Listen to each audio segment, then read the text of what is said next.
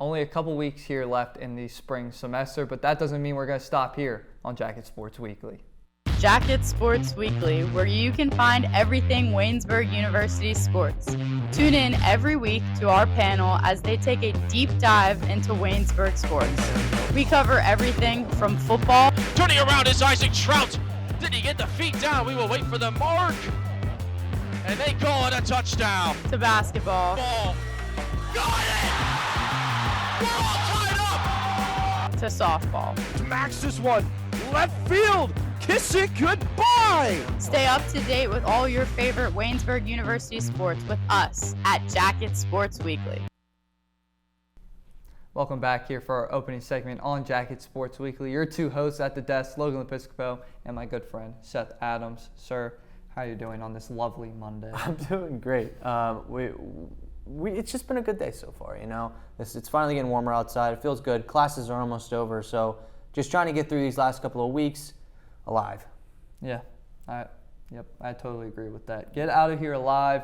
You'll be moving on. 2 more years left. I'll be moving on to the real world. He's got to be a grown-up. Dun, dun, dun. He's got to be a grown-up. That's Yeah, it does kind of suck. But let's move on to the Waynesburg Athletics. Yeah. That, I won't say have sucked, but they've had a rough week coming. And specifically, we'll start with softball. They split a doubleheader with Geneva, so able to pick up 1 win, but then you drop both to W&J, and you drop both to an out-of-conference team in Hiram. Yeah, losing 5 of the last 6 have just been not a good way to have this middle of the season. I mean, there's still some games left that they can rebound and get back to the top, but just something that's hard to swallow, and losing the 1 to W&J with close scores in both of them is just something very unfortunate. I mean, they both pitched one heck of a game. And the bats, it seems like when the pitching's really on, the bats are kind of lackluster, but when the hitting's on, the pitching is kind of... So they just need to figure some things out. I'm sure it'll be fine. I mean, they have back-to-back PCA championships for a reason, and they'll figure it out. Yeah, they're currently playing a doubleheader at Bethany. We won't talk about that here at all. We'll talk about it next week when we're here for Jacket Sports Weekly. But then they have Grove City coming up on Thursday in a doubleheader, and a home doubleheader versus St. Vincent. Now, let's move on to the baseball side of things. A slightly more, effective past 6 games that they had. They were able to get 4 wins under their belt, but they didn't end on a very positive note, a very sour note, if you will, losing both games to Washington and Jefferson in 7 innings of play. Yeah, losing 14-1 in the first game and then 17-4, like you mentioned, both of those games ending in 7 innings. Not a very good way to battle one of the best in the PAC. Kind of makes you look a little weak, but they just played 2 fantastic series, maybe even 3. They won 7 in a row. They beat Bethany, Westminster, Franciscan, and they look like one of the best in the PAC, and they still are. You have this rough game, this rough series, Your home game is at Washington and Jefferson's Field. Not a great way to play it. I heard they were playing Washington Jefferson's walk-up music and everything too. So it's just not a great way to play your home game. So maybe the vibes were off a little bit. The pitching was a little bit on the lower end, but they'll be fine. They got Teal and Allegheny. Allegheny sitting in the top 3. Those are 2 big games coming up. They need to get those ones, though. Yeah, all the games coming up, I guess you could say, are technically big games. You got a lot of conference games coming up that are going to be very important in terms of, seeding for the PAC tournament. It doesn't really matter where you're placed at, because by the time the tournament starts, it's all back to square one. Nobody has a win. Nobody has a loss. It's just, who's going to come out on top. So as long as they squeeze in to those top 6 teams, shouldn't see a problem, really. Yeah. We'd love to host a game. That'd be pretty awesome. That'd be awesome. But, again, won't hear any complaints if they end up falling into that 4, 5, or 6 spot. Now, over to track and field, the men's and women's teams both compete over at Westminster in New Wilmington, Pennsylvania. And Seth, we got a couple records broken. We won't spoil them here. Won't spoil them. We'll leave that to Tyler Aaron to reveal. Yeah. But regardless, the weather is heating up, and they're getting closer and closer to those PAC championships. Yeah, and like you said it, some couple records broken, some great stuff we're going to get into later. But it has been. I mean, they're also playing D1 and D2 athletes, getting prepared for the PAC championship coming up. So it's kind of just practice. We're getting ready. We're going against these athletes who are a great caliber. So it's a great way to compete, push yourself to the limits, and see what can happen in the PAC championship in the next couple weeks. And that weather is finally getting better. It seems like now it is finally outdoor track and field. not indoor track and field outside. It's Yeah. actually outdoor track and field. Now, our two sports currently going on that we won't be covering on our main segments, but got to show some spotlight for them. Talk about the women's lacrosse team. They are currently 1-11, 0-4 in the conference.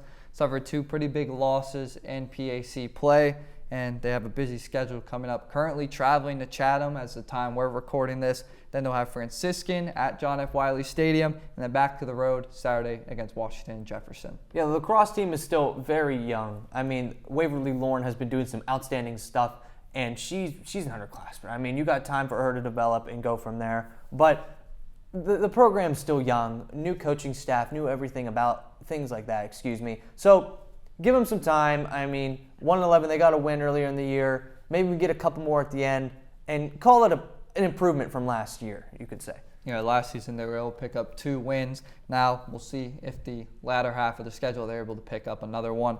And to round things off, the men's tennis team, 1-9 overall, 0-5 in the conference, just lost to Franciscan, and they will have the end of their season, so we'll be able to recap all that on the next episode. They have St. Vincent currently actually playing right now here at home in Waynesburg. Then they'll be out at Grove City Wednesday, and they will end the season on the road at Teal Friday for a 4 p.m. start. But that's going to do it for the opening segment here with Seth and I. We'll be right back with you for softball with Mia Hankins. Have you ever wondered what the life of a Yellow Jacket newspaper looks like? Why don't we show you?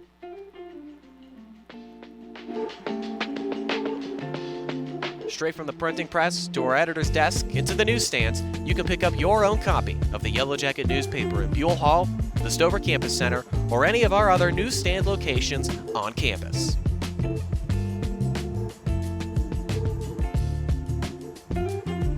When you get your very own copy, you can read it at your own leisure anywhere around Waynesburg. You can kill time waiting for your next class to start by reading up on campus news and our op-ed pieces. You can even take your copy to the Beehive and catch up with friends as you read up on the latest regional stories. Looking for a peaceful place to read now? Head on over to the Everly Library. Sit back, relax, and catch up on the latest in Waynesburg sports. Oh, and if you didn't know, we are also digital at theyellowjacket.org.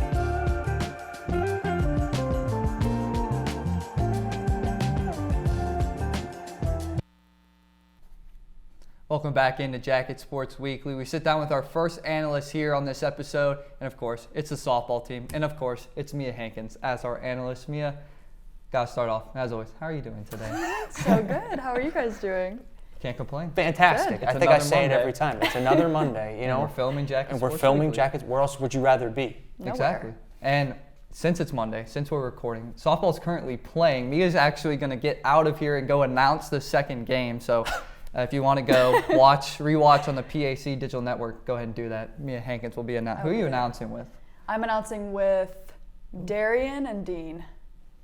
Dean, Darian, and then Mia. Yeah. Everyone's the D term Yeah, there. sorry. But let's talk about the team, okay? They've had 3 doubleheaders since we last talked, and let's be honest, not really any of them went their way. Let's start with Washington and Jefferson, 2 really close games in that doubleheader. You lost 3-2, then a 4-3 loss. It seems like the bats have kind of been what's struggling. Mia, talk a little bit about that in the W&J doubleheader. I mean, they lost 3-2 and 4-3 against a rival team, which obviously you'd like to see them beat a team like W&J. However, I mean, they had a really good run going there, so I didn't expect them to continue to do great throughout the entire season. Obviously, they're human and they're not going to do great for every game and win every game, even if they are PAC champions. So I think that when it comes to hitting, they set the bar really high. There we go. They set the bar really high with Sydney Warienka hitting those 3 home runs, 2 of them being grand slams, Trinity Edge hitting home runs, Caitlin Jagelski hitting home runs. Like, it's hard to live up to that. And I think that even though maybe they didn't hit as well as they have been hitting, I think that they're still going to eventually reach that bar again. Like, Trinity Edge hit an RBI to score their first run against W&J. Sydney Warienka hit another RBI. So, I mean, the bats are still going. I just think that maybe we saw them do their best, and now we're seeing them just bat average, and it's just a little different for us to see them come down like this. And let's talk about the pitching. I mean, that was kind of like the standard. That was the main thing. That's what Waynesburg softball is all about, that pitching. I mean, there's been some very close games, like you said, W&J, it was a close 4-3, all that stuff. But has it been a little bit lacking as of lately? I think so. I believe that obviously we have great pitchers in Sydney Wilson, Autumn Stemple, freshman Trinity Edge. So whenever they don't do as well, like I said with batting, it's unexpected. We don't see them do average job on a daily basis. We see them do incredible things. So Sydney Wilson actually suffered her first loss against W&J of the season, which we think that's a bad thing, but it's her first loss in the year. So I don't think things are as bad as we think they are. So I think that they can really step up. I mean, what I want to talk about is Ella Brookman. Ella Brookman holds now the record in RBIs on the team, and she tied the record for hits.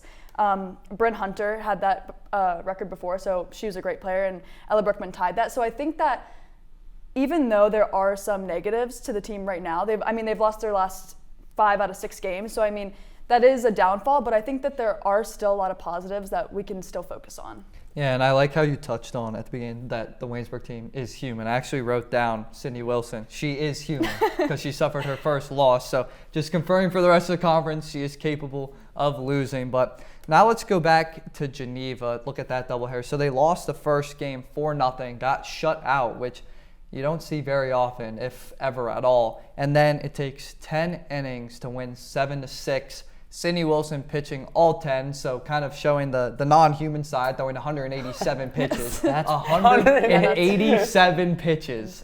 Now, obviously, softball's a little different than baseball. It's not as hard on your arm. 187. Dude, I'm just saying, like in general, holy cow. No, regardless. Props to you. So you see, Sydney Wilson. In the first game, it was no runs on 5 hits, and then it seemed like the bats just turned on a switch. 13 hits, 7 runs scored. I mean, how can the bats start to become consistent? Because like you said, they hit that high bar, they hit that peak spot. How do they stay up there and be able to support, the great pitching that Wilson, Stemple, and Edge can bring? I think that when it comes to hitting, it's very much a mental game. Obviously, the bats haven't been doing well in games like W&J, so whenever you play after a game like that where the hitting was low, I think that you're in your head a lot and you don't think that maybe you can do as good as you can. So I think that motivation and mental is all that it comes to with this Waynesburg team when it comes to hitting. I think that people like Sydney Warinka and Trinity Edge, who are just freshmen, have continued to step up. Even when they don't hit their best, they still are hitting pretty average, pretty above average, in my opinion, for a team in the pack. And I think that they can still continue to keep this run going. And as long as they have pitching, I think that they can really still win a pack championship with pitching, but I think that obviously that hitting is going to help a lot more. And I know that they do practice batting a lot. A lot of the times, some of my friends on the softball team will say that they have batting practice 3 out of 5 nights of the week. So I think that they're working on that in practice. It's just transferring it over into a game and watching the batting averages go up. And we've seen the preseason polls and everything the last couple of years. There's been it seems like a standard, really. And do you think that, they're not doing so hot right now. Do you think that maybe they're feeling a little bit of pressure? Do you think that has any impact on how they're playing in the game? I would say so. As the PAC champions for the last 2 years, I think that they have a big target on their back as well. So teams like Geneva, who are ranked lower than Waynesburg, I believe Waynesburg's 4th and Geneva's 5th right now. So teams like that are really aiming to beat Waynesburg, and I think that even if they didn't win the PAC championship last year, they would still have that target just because of how good they are. But with those 2 PAC championships under their belt, I think that teams like Geneva, teams like W&J, obviously a rival team, are really out for Waynesburg. So it's not just that they're not doing good, they have this big target on their back as well, and they've done so well over the past few seasons that everyone's out to beat them, and they just want to prove something. Well, thank you so much, Mia, for sitting down with us. We're going to stick to the diamond and head over to baseball with Spencer Terry. Don't go anywhere. This is so buzz.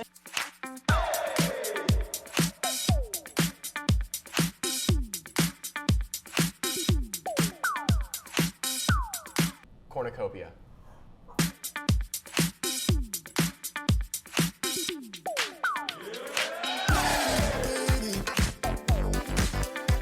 Try instead of train.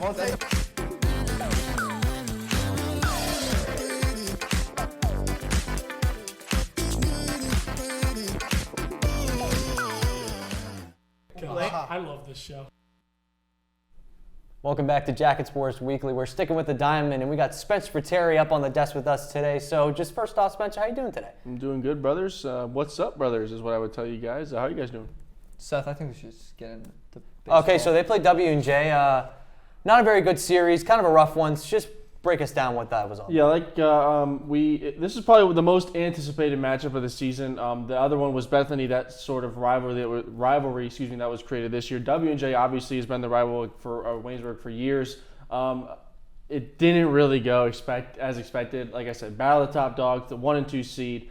Game 1 ended in 7 innings. Game 2 ended in 7 innings. And if you guys know, they're 9-inning games. Waynesburg got run ruled in both. It wasn't really close, 14-1 and 17-4. The team just didn't play well. And W&J is at the top of the conference for a reason. But if you're Waynesburg, you don't really get diminished by this too much. I mean, you were on a 7-game PAC streak, 7 games straight of wins, all PAC opponents.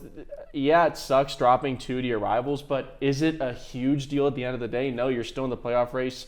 They really can't lose out of that playoff race right now. They're still 2nd or 3rd in the conference. It's not really something you should worry about if you're Waynesburg.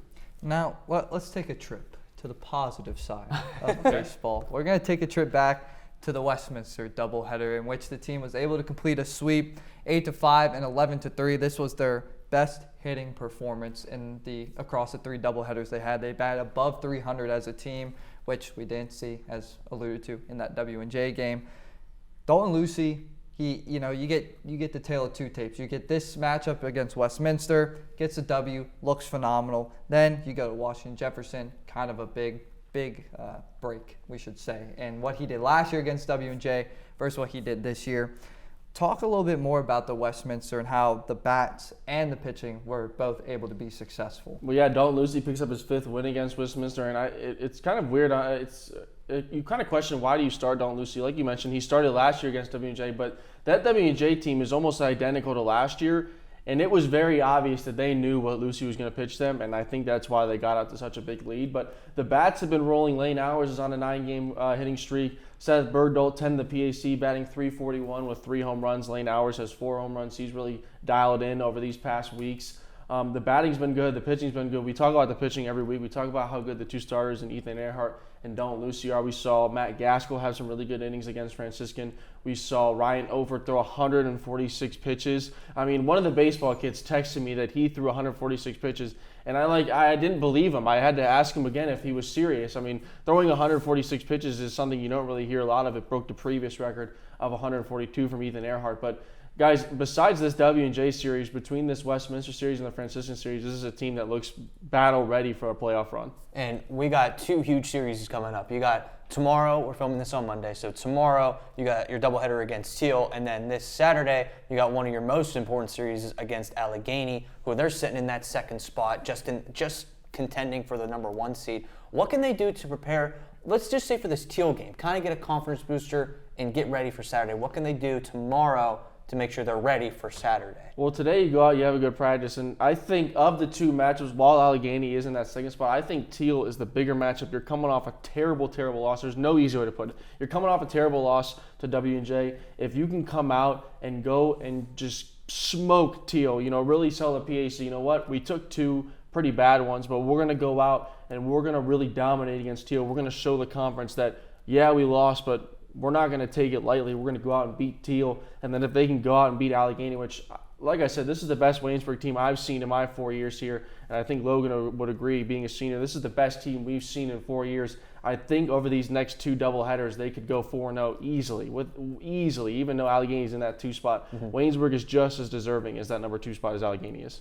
And you mentioned just the 2 upcoming doubleheaders, but Waynesburg has, had kind of a treat of their schedule for the PAC. When you look at the opponents they played, they swept Geneva, currently 8th, Chatham, 9th, Bethany, 10th, Franciscan, 11th, and they swept Westminster, sitting at 6th, right below you. Your schedule coming up is not going to be easy, and those teams are obviously going to take note of the results of W&J. So how can Waynesburg get back on track? I mean, in these 6 games, we didn't even see Ethan Earhart pitch. So how does that even play a factor moving forward? Yeah, it was a little surprising not to see the ace pitch against W&J. We mentioned that the 2 guys on this Waynesburg team that are the known starters are Lucy and Earhart. And we didn't see Earhart. We saw Pratt start game 2. It was a little questioning as to the pitching staff, the coaching staff, you kind of wonder why he wasn't out there. I talked to him earlier today. He doesn't really know why he's out there, but that's just something he has to put behind him. You've got a big series against Teal coming up, and then against Allegheny, you're going to get a game on Woosen, a huge game coverage-wise, a chance to show, again, the conference that you're really about it. You're really, this team is really dialed in. And then you get to go and play. They played Chatham earlier in the year. It was just a single game, and then they get to go to WVU and play at their field, the Mountaineers field. So it's a cool experience for them to go, travel, play at a D1 ball field. It's not going to be their typical scenario, but these next few games, it's no secret that the second half of their schedule is a lot harder than the first half, and time will only tell what this team really is capable of with that second half being harder. And now, what do you think this team's going to do? We can talk about what we think is going to happen, but personally, do you think this team is going to be able to bounce back and get to one of those top contending spots, or do you think they might sputter out?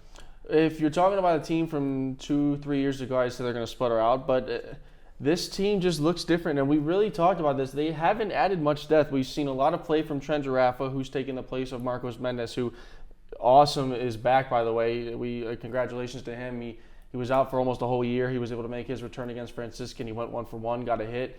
And then Garrett Comer. Those have been two big freshmen, but other than that, there really aren't many changes. I think it speaks a lot to what this team has done over the offseason. They come together. They came together on the Florida trip, and now this is really a team that I think if they can somehow get over the mental battle of that W&J loss, I can't really see this team losing. I think they're going to watch that film a lot. They're going to go back and watch that game. You have to if you're Waynesburg. You've got to see what you did wrong. If for any reason, if Waynesburg faces W&J again, you have to think that the ace is going to pitch that game. Again, it's still a little confusing as to why he didn't, but again, that's in the past. But this is a Waynesburg team that is battle ready for the playoffs. Well, thank you, Spencer, for sitting down and talking with us. We're going to head to the next segment, which is going to be Track and Field with Tyler Aaron. Don't go anywhere. 4, 3, 2, 1. Hi, I'm Michael McKenzie, and welcome back to Plead Your Case. Plead Your Case, Waynesburg University's only national sports debate show. You see what it said? This is 83 and 104. If you're a sports fan, this is the show for you. Each week, we cover the most relevant news and hear arguments from all angles. Tom Brady recently went on the air and said, I believe there's a lot of mediocrity in today's NFL. There's all the hot takes you could ask for. Mike Tomlin is the most mediocre head coach of all time. And fiery back and forths. No, listen, Bowtie. It's like Foursquare. Have you ever played Foursquare? No, you were too old to play Foursquare. So whether it's on camera or behind the scenes, sit back, relax. It's time to plead your case.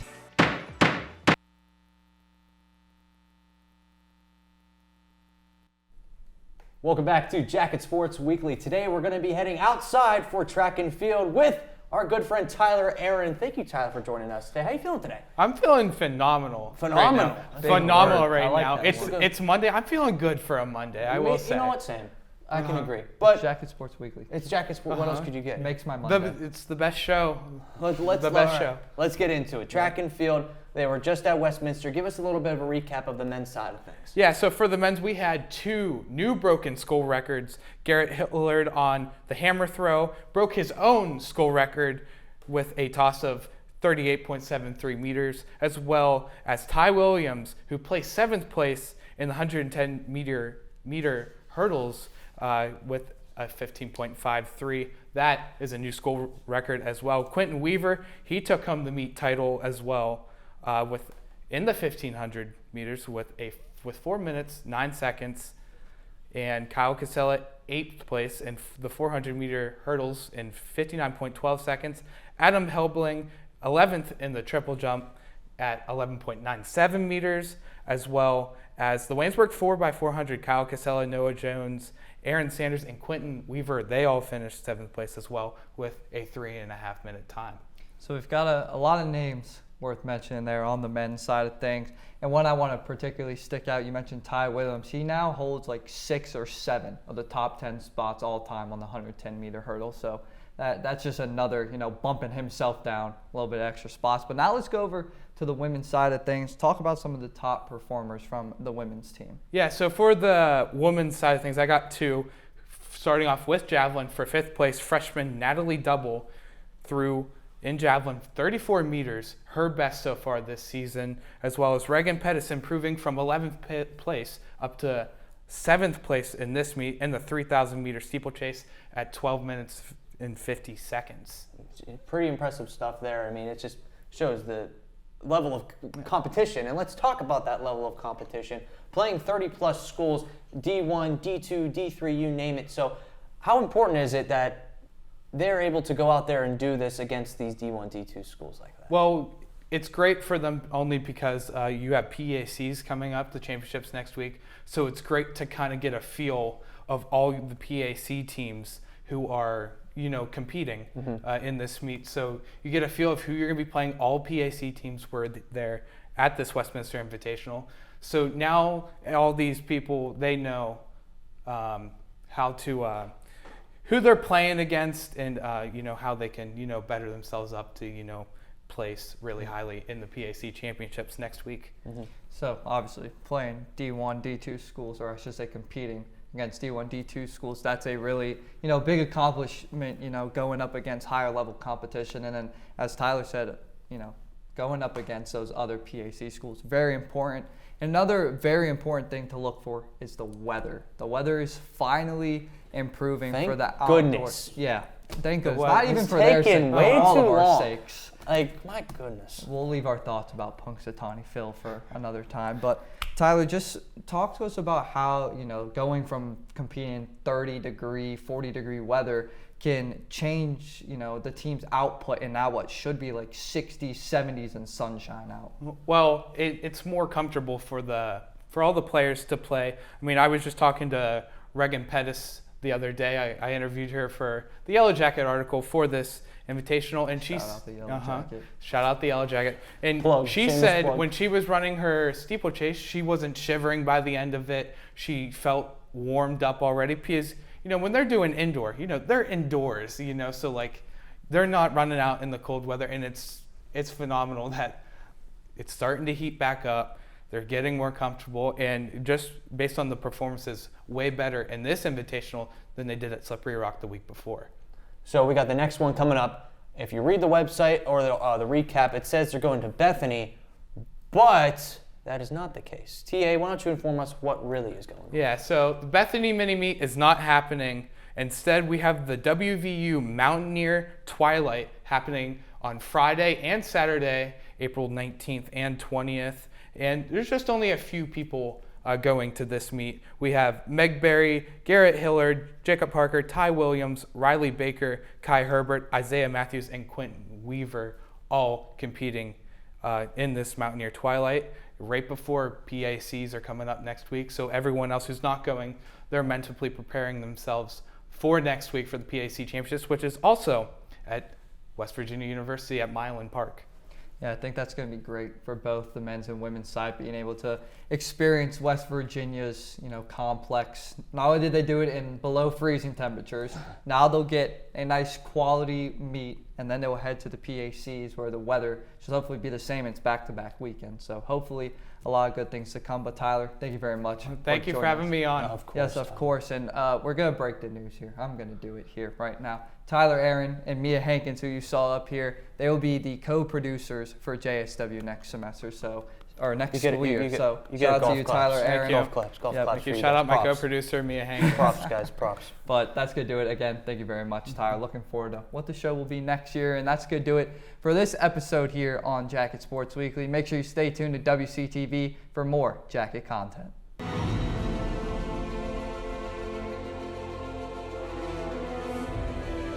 This has been a production of Waynesburg Community Television.